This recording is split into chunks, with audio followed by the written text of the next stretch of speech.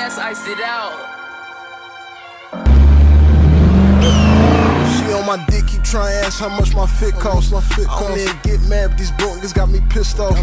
All this ice on me might fuck around, freeze my wrist off. Hey man, you here with 9 Productions, you know what I'm saying? Noah number 9, man. Subscribe, like to the channel. I'm here with artist, Camden artist, Toney G, and the guys, man. We about to get to it. So to start off for the viewers, tell them where you from, tell them how you started rapping, and the biggest jump from when you first started to now. What's good, boys? Your boy Toney G. You already know where I'm from 6 and Spruce, got this shit tatted on me. I've been a downtown baby my whole life. I ain't really move out to the city. Move out the city till I got grown. Or like 2021 type shit. So I've been here the whole time, same block, same type shit. But I started rapping, I wanna say 2019 type shit. I've been making music my whole life, but I started like publicly rapping for around like 2019. Before that, we was in the basement with that shit. Yeah, 2018, 2019. I don't fucking know. I was rapping in my brother's basement. Yeah, we was out there. Type shit. Like, I've been making music. I was already singing. I was already rapping and shit. But my first like song, 2019, late 2019, probably like December. I did this shit like just cause niggas was doing it for real. Yeah. Then when I dropped, that shit went nuts. You feel me? I checked my gram the next day. My shit jumping. I'm like, fuck. I got niggas calling me talking about, yo, you gotta take this shit serious, this and that. So I was like, fuck it. I was really doing it for my other niggas, because my other niggas was rapping at the time. You know, I was just trying to like, yo, y'all niggas need to get up on this shit. Like, let me show y'all how easy this shit is. That's how I came. Like, drop, shit went nuts. I'm like, fuck it. Let me see what I can do with this shit. Word. So, growing up in Camden, what do you think is something that you used as like your biggest motivation to just be successful in general besides making music? Cause you already know, growing up in this area, shit, any hood, it don't matter where you from, any state, any hood you growing up in, you already below the barrel. You feel me? These other motherfuckers, they going to school down the highway and shit. They going to these big ass public schools, bro. With, you feel me? A whole bunch of people, a whole bunch of money putting into it. You feel me? Schools that the states really give a fuck about. They good, bro. They living good. They football teams, they sport teams living good. You feel me? Everything. The motherfuckers straight. When you come to school down here, we got so many hardships from books, from just everything. We ain't got no motherfucking playground, shit like that. So I mean, growing up in this area, that shit is gonna make you or break you, and it break a lot of niggas. Like, it breaks a lot of niggas. A lot of niggas don't make it out this city. So as far as influence, have you had any music influences, any OGs, anybody give you some games, just people you kind of look to show some game from, just kind of like models, idolize your game master, shit like that? I mean, as far as like big artists and shit, Meek was definitely like my biggest inspiration. Like, his music got me through a lot of shit. Just him being in this area, from this area, damn near, you feel me, 10 minutes away type shit. You know, that was a lot of motivation for me, or whatever the case is. But I mean, as far as like, I got a lot of old heads that's in the city that don't make music, you feel me, that motivate me and inspire me. It's not really like a lot of people that's in the game. It's really like my old heads out here. They the ones that really be pushing me, making sure I'm on my shit, keeping me out of certain shit. You feel me? Just making sure I'm taking this music shit serious. But people only gonna take you as serious as you take yourself. So if you just rapping just cause niggas is doing it, it's gonna tell. If you really rapping and trying to do some shit with this shit, you feel me? You really gonna be able to tell. So tell the people, man, what it's like to be a father, man. Like, how is that dynamic, just growing up, whether you had a father, whether you didn't. A lot of people in the black community don't have fathers. So how has that motivated you? How has that brought you to be the father that you are today and the man that you are, and how you want to raise your child? Man, that shit is amazing feeling, bro. Like, I ain't gonna lie, just from start to beginning, from the moment I found out, from me and my girl found out we was having a baby, I was already on it. I'm reading books and shit. I'm on YouTube. How you do this. You feel me? When she actually is in the delivery room, the whole labor shit, I mean, that shit was probably like 25 seconds. You feel me? I'm in there, I'm half asleep. It's like 3 in the fucking morning. I'm half asleep, I'm grabbing legs and doing umbilical cords from around my daughter's neck and shit. Yeah. All TV shit, you feel me? But, I mean, it's amazing, bro. Like, it's probably like the best thing I've ever done was be a dad. Like, That's all I really do, bro. Like managing like all the shit that I do. You feel me? Of course, my kid comes first, but she also see all of this shit. You feel me? She only 8 months, but she see all of this shit. Like I take her to the studio. You feel me? She listen to my music, so she see everything, bro. You feel me? So shit, man. Just being a father, bro. How that shit sculpted me as a man. So I grew up with two dads, my biological and my stepdad. You feel me? They both raised me. Then I had, you feel me, father figures just from me balling, playing football, shit like that. You feel me? Coach Lee, Coach Preston, Coach Saab, motherfuckers like that. Like they was my real dad. You feel me? Because I'm not in the crib all day. I played sports all year round, so I'm not in the crib. I'm at practice or I'm at school. So they the ones that really got micromanage you, watch you, shit like that. It's really like your coaches and your teachers and shit. They spend the most time with you. You know, my dad drove trucks. You know, my other dad, he in the union, so the motherfuckers was gone. And my mom was working night shift, so the whole probably like majority of me being in high school, I was like by myself type shit. Like coming in the house, my mom was either leaving for work, my dad was already gone and on the road, so I mean, my mom would make me dinner, leave me dinner, but it was hard just them doing the shit they need to do to make sure that I'm good, you feel me? But I always want that to be known that I had a two-parent household. For sure. You feel me? Because a lot of niggas think that be the main reason why people are how they are, and it's really not. What made me who I am is the motherfuckers outside of my house. You feel me? Because once you really jump on that porch, no matter what you're doing, playing sports, whatever, I walked to school. I used to walk to school. Before my nana started taking me to school down the street, I was walking to school. You feel me? So I'm walking from downtown to the high or Med East. That's 30 fucking minutes. All the shit that I see in between that time, you feel me? The niggas that I run into, like, it's easy for you to knock off your pivot. And I have. I've been knocked off my pivot plenty of times. You feel me? I done did a lot of shit I wasn't supposed to, but, you know, the end goal is to be somewhere. So wherever you see yourself at, that's your end goal. So whatever the fuck you gotta do to get there, you just gotta do it. But being from this area, and I love my city, but it definitely makes it harder. So to keep that going, talk about high school a little bit, like what you've seen on a day-to-day basis. Because people might not know, it might not be from Camden. Everybody might not see that on a regular basis. So just kind of break down what a regular day was for you, and kind of take them back to when you used to play. When you used to play sports, you used to be an athlete. You know what I mean? High school, man, I had a fucking ball, bro. Just you know how that shit is, bro. Friday night lights, just everything. Like, just being an athlete in high school is a whole different experience. Like we all former athletes, or all still athletes. Like that shit is a whole different ball game. And being a good athlete is even better because the whole city knows you. The whole city knows you. The whole city show love. The whole city fuck with you. You feel me? So when you're in class, it's different. Like your teachers really on your ass. Like especially at Med East, I had great teachers. You feel me? So them motherfuckers made sure I was doing what the fuck I was supposed to do. So I was playing on Friday or Saturday, whatever the case is. But high school was fun, man. Like so. A lot of people say like, damn, I wish I was a kid again. I wish I was in high school. Me personally, I don't. I'm glad I'm grown. I can do what the fuck I want, but I think I got everything I could out of high school. I probably could have did better as far as schoolwork, but I done had so much fun that the shit was just like, yeah, like fuck yeah.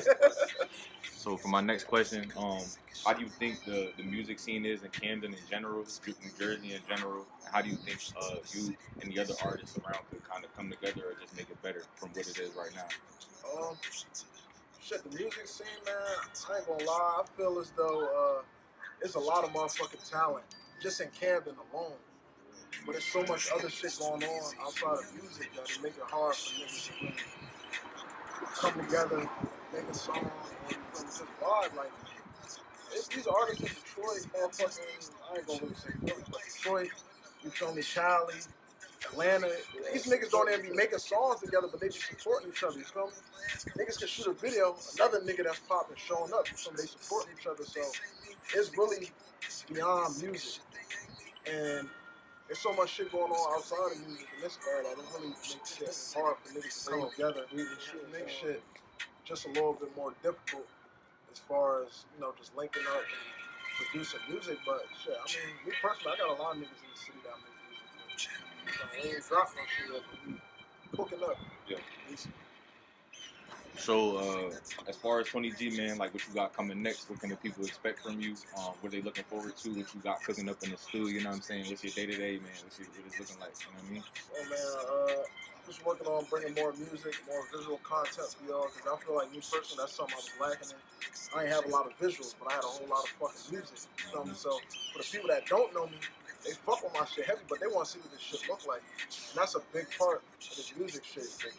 Showing what this shit look like, because a lot of niggas ain't how they is when they rap. You feel me? Like all that shit niggas be rapping about, it ain't real life. So when you could bring that visual and that music and them lyrics to life, it's like, damn, you're gonna reach a whole nother fan base. Because you got the authentic motherfuckers, they want to listen to, the older people, they want to listen to authentic shit. They coming off the Jada Kiss, Jay-Z area, so whatever you rap about, nigga, they want to be able to see it. You got the young kids, they don't give a fuck. They just gonna, they fuck with you, they gonna listen to you. That's really how this shit works. Yeah. It's all a big, popularity shit, bro. Like, you could be fucking terrible. As long as you know motherfuckers, they gonna say your shit poppin'. Yeah, it's all about who you know. I don't get into that shit, you feel me? Like, I fuck with motherfuckers that fucking me, you feel me? And I show a lot of love, bro. Like, I don't even charge for features. I don't even charge for features, bro. Everybody I know charge for features, bro. If you want me to hop on a song and I fuck with the song, I'm hopping on it. I'm not charging a band for IK, because the way I see it, bro, music is free. You feel me? Now, of course, once you get to a certain level, like all these outside motherfuckers, they want to do a song, it's gonna be a price. But right now, bro, the only way I see niggas charging is if I can bring you money. You feel me? So if you want me to feature, you feel me? I got to be able to bring you money from the views, from whatever. The music being monetized, I got to be able to make you money. So there's no point in me charging you a band. You're going to be a band in the hole, minus the studio session. You feel me? You're going to be a band in the hole. So, I mean, other than that, bro, like, until I'm able to start, I just started making money from my music. And I've been rapping since 2019. That's where, like, really knowing what the fuck you're supposed to be doing come into play. Because I could have been making money from my music. I'm just now getting my shit monetized. Like, just now. And I'm teaching niggas that's rapping the same shit that I'm doing. I'm teaching them the same shit. I'm not holding nothing back. I'm not keeping secrets from niggas. Like, everything I'm doing, nigga, I will teach you how to do it because I want you to do the same thing. We're from the same city. I want niggas to be on the same type of time.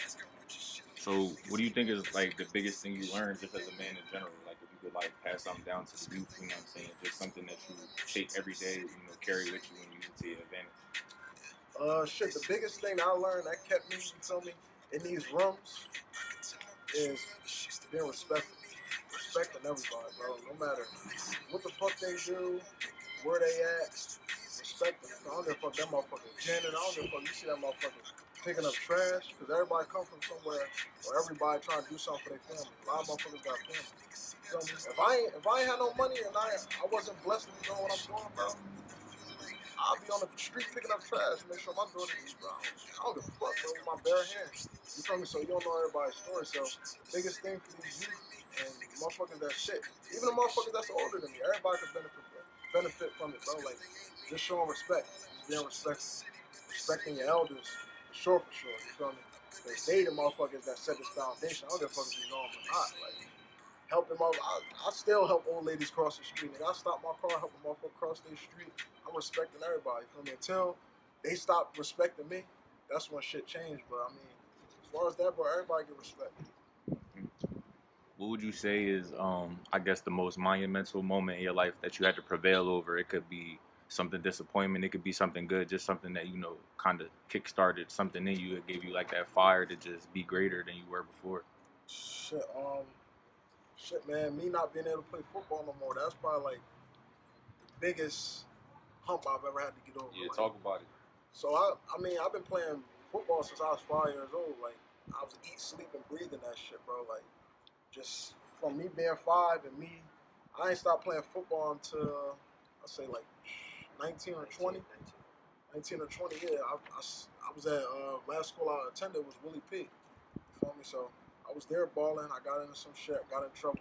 I ain't there no more. You feel me? It really hurt my chances of further balling.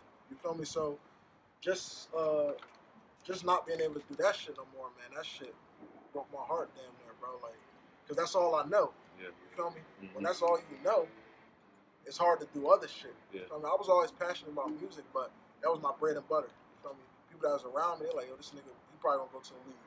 especially when I was a kid. And right before I got to high school, everybody was like, yo, this nigga going to leave. Niggas is going to leave. So that's what I got in my head, you feel me? So when that moment hit, that this shit is over, like, I gotta like let this shit go. That's when it's like, damn, now what? You feel me? So shit, I ended up joining the Navy and shit. And while I was in there, that's when I started writing music and shit. You feel me? So once I really got out, that's when I really, you feel me, was on this music shit on 50s, bro. Like every day, eat, sleep, and breathing this shit. And the same way I used to feel with this football shit, or just sports in general, is the same feeling that music gave me. You feel me? And the way I look at it is, you got certain opportunities to get rich. Football was my shit. Like, all right, I'm gonna take everybody about the hood with this shit. I'm gonna change my mom's life, change my family life. That's what's gonna happen. And you know, just with that being that, whatever the case is, once I started the music shit, it was like, damn, like I got that same feeling again. You feel me? Like I feel like I could get drafted at any point, bro. Like I'm out here making this music. I feel like I could get drafted. Shit, fuck around, be easier for real. So, music gave me that extra something to live for. So I'm eat, sleeping, and breathing this shit. Like I'm not. Yeah, I had a little drought when I first started making. I had a little buzz, and then I went in a drought probably for like 8 months. You feel me?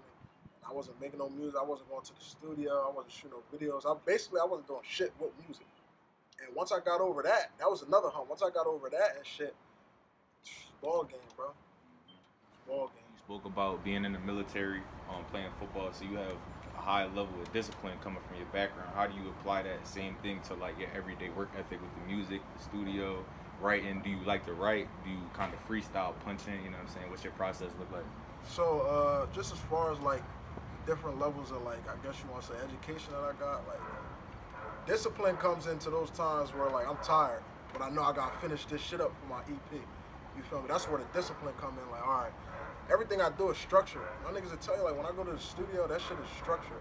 I'm not in the studio just sitting back, just smoking cigars, whatever the fuck the case is. I'm not just doing that.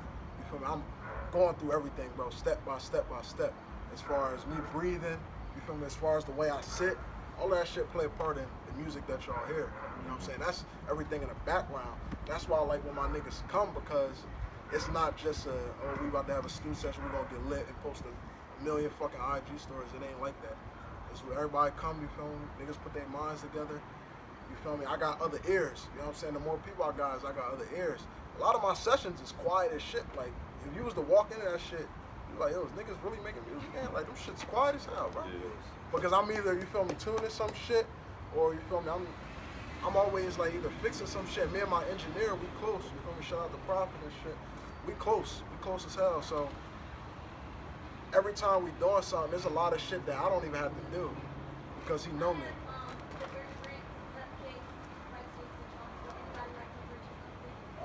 I'm on a diet. I'm all cool. Good. Thank you. But, shit, man. I mean, yeah. As far as that, like, a lot of my sessions, bro, is just them shits is done methodically, bro. Like, I'm not just sitting in there smoking, getting high. I'm not doing none of that shit. I don't even do none of that shit. So, yeah, you know, for me, that's where my discipline come in. We just having fun, Bro, like, around that time, bro, that shit was different, bro. We couldn't be stopped, bro. Like, That was like, I want to say, what was that, 2020? 2020, was that January? no, that was last year. 2021. That was 2021. 2021. January January. won't stop. You know what? I'm lying. Probably like December. December through right before I met my girl, so beginning of February. I want to make that disclaimer. Right before I met my girl. That's what created Toney G. That's what made all that shit that I rap about. All of that shit is factual, like. And it all unless it got something to do with guns and violence, all that other shit is based off facts. This is like, just all props. This is all. Them niggas will tell you, like, everything I rap about is factual, bro. Like, it's so factual that niggas is just sitting there like, damn, this nigga really put our life in the fucking lyrics. And that's why I rap, though. Like, I'm rapping for the niggas that really want to say some shit and pop their shit, but they can't. You feel me? But niggas that don't know how to rap, you feel me, make music, them niggas still want to be heard and seen. But they don't know how to do it, bro. So a lot of niggas, like, I done met a lot of Michael Jordans and LeBron James in the hood, bro. A lot of them niggas can't speak for themselves, you feel me? So I'm here shining the light, giving the motherfuckers the platform, rap about shit that I seen or that I did, bro. Like, I don't really, and back to your other question about like my style of writing. So I don't really write. I don't really write or freestyle. Like the way I make music is I'll be outside just chilling how we chilling, and I just pull out my phone and I start writing shit down.